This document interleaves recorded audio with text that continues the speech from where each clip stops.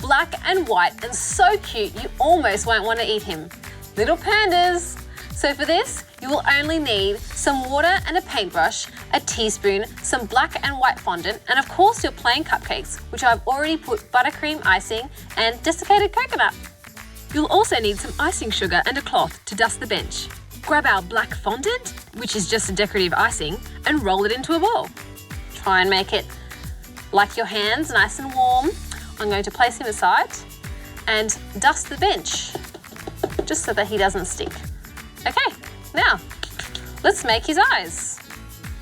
So you just pull off a little bit like a 5-cent piece, but in an oval shape. So let's roll that and do that. So we'll press. So I think that looks pretty good. Now we'll do the next eye. So we'll pull off another piece, about a 5-cent piece, roll into a ball, shape into an oval, and then we're going to press just like the other side. So try and get them similar size as we want the eyes to be identical. So I think that's about right. Looks pretty good. Now let's make the nose. Let's grab another bit of fondant about the size of a 5-cent piece. We're going to roll it into a ball again, and then we're going to press it down with our finger, squeeze the edges, and then I'm going to squeeze the bottom to make a triangle. And then we are going to make the ears. Grab another piece, about a 5-cent piece again, roll into balls, squeeze halfway or just a bit more than halfway, and then we're going to curl it up on the sides, just around my finger, like that. And then we have an ear. So we'll do that again, 5 cents worth, and then we'll press again, curl it up. Now we need to get the pupils of the eyes before we do the white bits. Split it in half. These are only very small, as you can imagine. Roll it into a ball, set aside. Okay, so now we've got 2 eyes, 2 ears, a nose, 2 pupils, and now we're just gonna make the smile. So I'll grab a piece, roll it into a ball, and then we're going to roll it like a sausage. So you want it nice and thin. I'm gonna cut the end with my spoon. So you probably only need about 1/2 centimetre. And then we're going to make the actual smile bit, which is about 1.5 centimetres, I think. There we go, put that aside. We'll just fix up the edges. Okay, so we've done everything for our black fondant. Now we need to roll the eye bit with our white. Make a bit warm.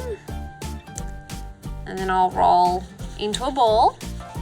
And then I'll press, make it into a bit of an oval. And then we will press onto the black part of the eye. All right, let's roll this one into a ball. I might add just a touch more. Roll, roll, roll. Okay, let's press him into an oval. I'm just gonna use a bit of water just so that the fondant will stick to each other. Make sure that you take all the excess off. Dab, dab, that'll do. And I'll get that on. Make sure that they're fairly similar in size and the same shape. I think that looks pretty good. Now we can add our pupils. So I'll get a bit of water again, take all the excess off, dab, and on go his eyes. All right, now I can get his face on. Grab my cupcake and my teaspoon. So with my teaspoon, I'm going to part some of the coconut, part a bit for the nose. I'm going to make a little shelf for the ears. So I'm just going to press, and then I'm going to dab it with a bit of water. Just a touch, just to make it a bit sticky. So now on go the eyes. Now I'm going to add his nose and his ears. Now he can hear you. Okay, now let's put on his mouth.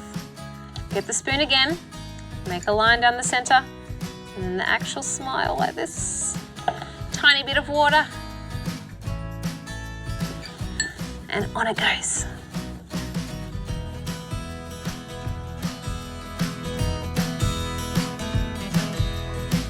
Hey, he's a happy panda.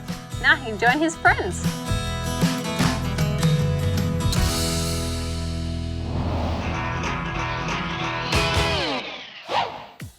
G'day, I'm Cameron Bloom, a professional photographer.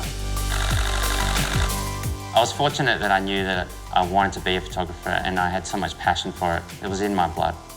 My favourite thing about taking the shot is the thrill of getting the image back and finding that amazing image that you may have captured. When my dad gave me a waterproof camera, I instantly wanted to get in the water and take photos of my friends surfing. The excitement on their faces when they first get their pictures back is really rewarding. And that was the bug that really got me started.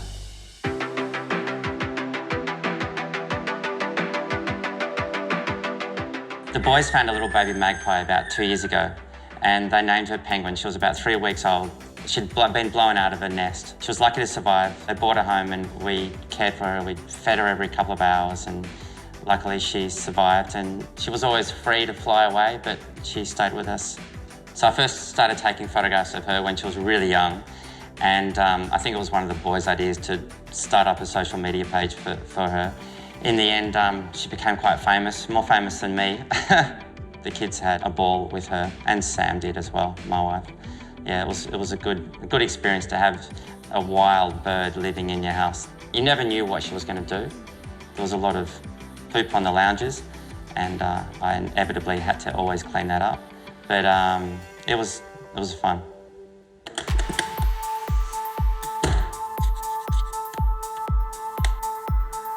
I would define my photography style by pretty well a spontaneous approach. Trying to find the best light is always a thrill. It's always important to remain open to changing things around depending on what you see. I use a professional DSLR camera, but I still take a lot of pictures on my phone, and I know you can get some amazing images. You know, when you're starting off, it's what you can afford. Yeah, a great image can be just a great image. It's interesting to hear people commenting on your artwork. I mean, that's why I take pictures, to get a response. It's nice to hear an emotive response to your imagery.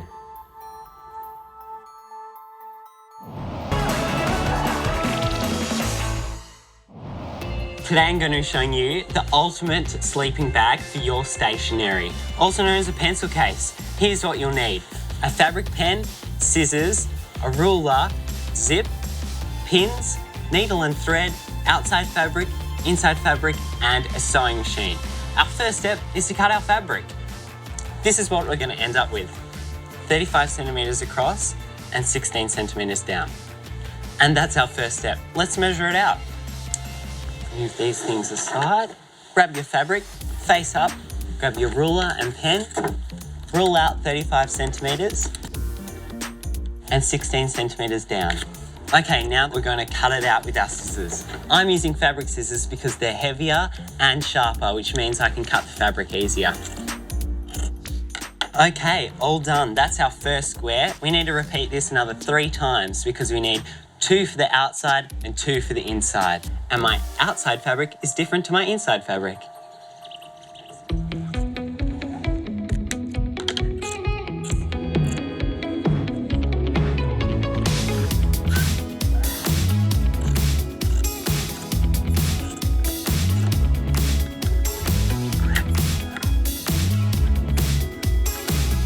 We've got 4 rectangles and we're going to place them to the side. We're going to start with our lining, which is the inside of our pencil case. We're going to lay that wrong side down. Now we grab our zip and place that right side facing up. Now we're going to grab our outer fabric and place that right side down and pin along all of the top edge. Now that we've pinned all along there, with our zipper foot, which comes with your sewing machine, we're going to sew right close to the edge of that zip, just like this.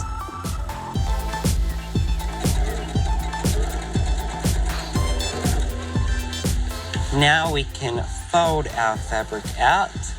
Then we're going to grab our lining again and repeat the exact same step as before. So make sure you reverse at the beginning and the end to reinforce that stitch. And removing the pins as you go. Now we can open it all up, and doesn't that look great? Now we're going to sew a top stitch right along this edge, connecting the zip to the fabric again.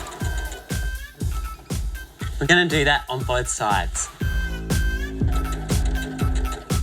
and place both of your inner fabrics together.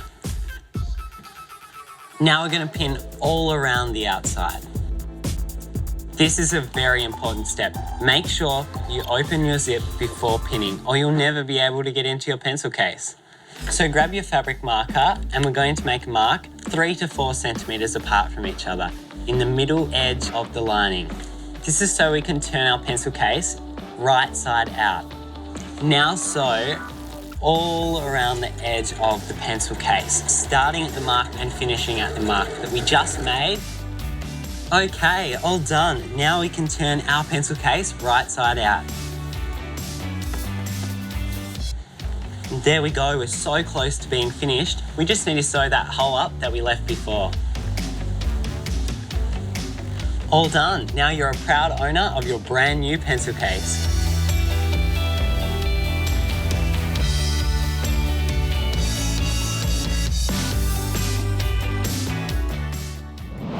Up next, is it a bird?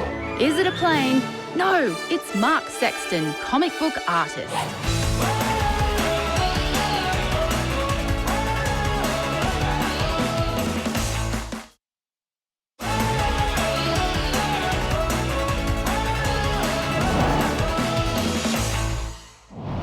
So straight on the lens, hey?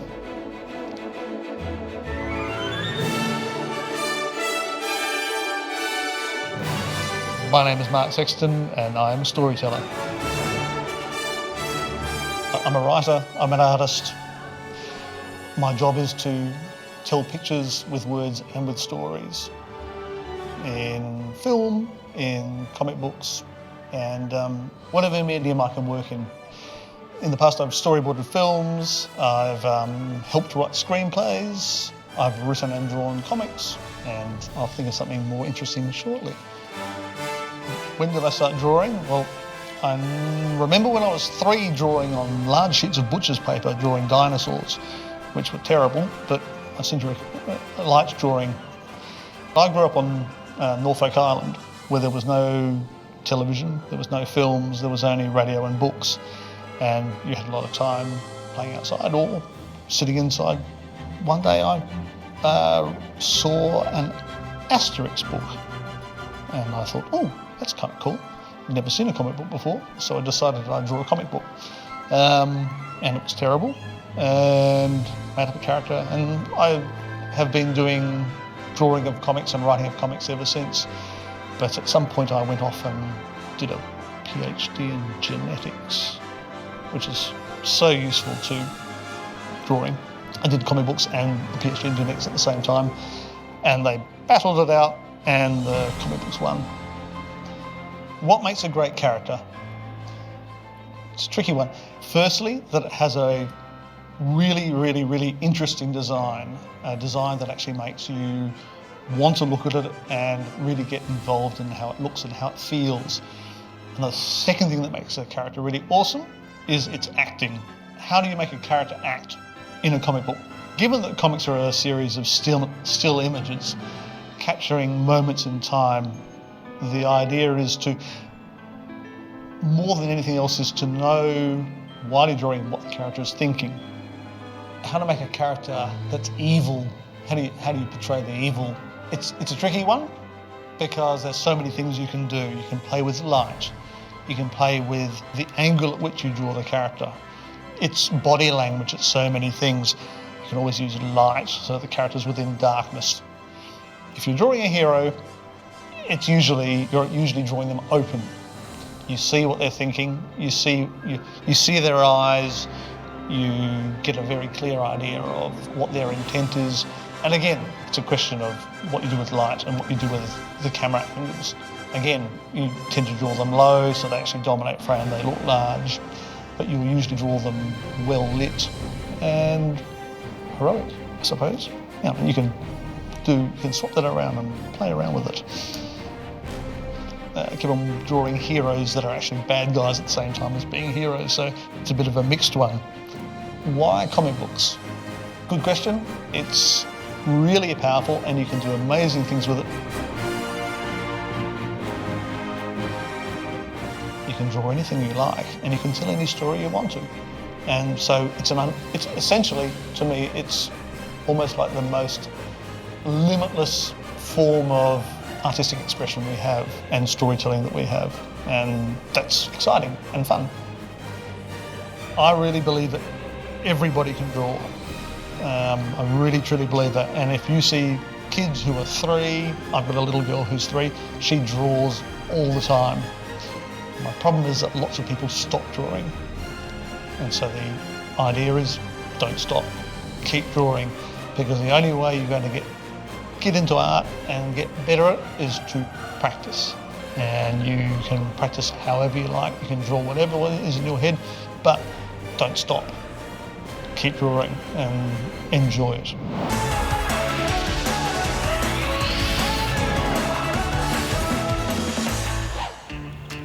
As a kid, I loved collecting leaves, flowers, twigs, whatever I could find. But I never really knew what to do with them. And the things that you find on a treasure hunt should be displayed. And I'm going to show you a great way to do it.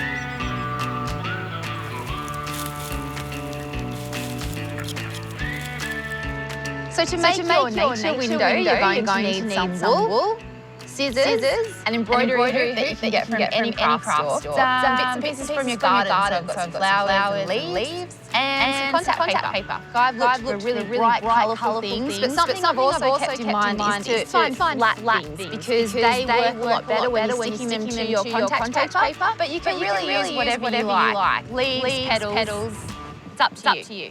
Grab your embroidery hoop and your contact paper. Lay your contact paper out on a flat surface and pop your hoop on top of your paper. Cut a square with your scissors. You need to leave about at least an inch and a half. Let's say 2 inches to be safe around the outside of your hoop, because later on you're going to need that excess. Move your hoop away, and we need to cut the exact same size contact square again. Grab the square that you just cut. Pop it over. And this is really rough. You don't need to make it perfect. Great, so you've got two pieces of contact ready to go. Put one to the side for later. So just peel the back of the contact paper off. Sticky side facing you. If you've ever covered a school book or something, you'll know that contact paper can be a little bit fiddly. So if you've got someone to help you, grab them. I'm just going to grab a few of these petals, because they're nice and bright yellow. We're working back to front here. So what you want to see at the front of your window should be facing down towards your table. When I'm using flower petals, I press really gently because they can bruise really easily. So stick down. Right, I'm pretty happy with that. And then I found these really bright petals.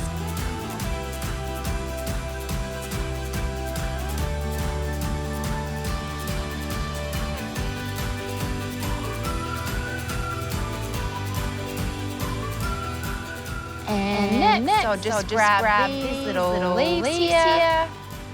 Now, you might be doing better than me, but I've never managed to get anything completely flat on my contact paper.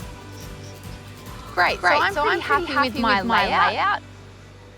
Grab your second square of contact paper that you cut earlier. I'm just going to peel the sticky side off.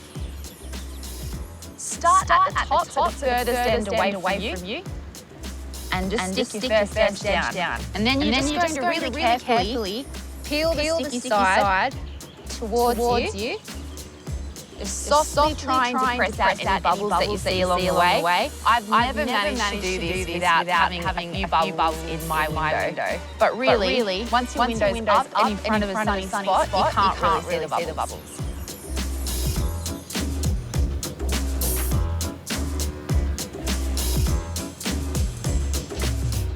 Okay, now it's time to assemble our window. So grab your embroidery hoop. These are really simple to use. They're made up of two pieces. There's an outer circle and an inner one with a little screw at the top of the outer one. Put your small circle underneath our designs. So this is the exciting bit, because you can actually see for the first time what your pattern looks like the right way around. grab your larger hoop, and now just unscrew it. You're just going to pop that over your pattern. It might be a few creases at this point, but don't worry because they'll flatten out. Screw the top of your hoop in. That's going to tighten the outer circle around our inner circle. Turn your hoop over. Just pull all those bits out to flatten your pattern as much as possible. Grab your scissors, and we're just going to cut all of this off. Cool. So you need something to hang your windows. I'm going to use wool, but you could use twine or string. Cut a length with your scissors. Now thread both ends through. So it's, and then just pass that through the loop. And pull. All right, now it's completed and it's ready to hang.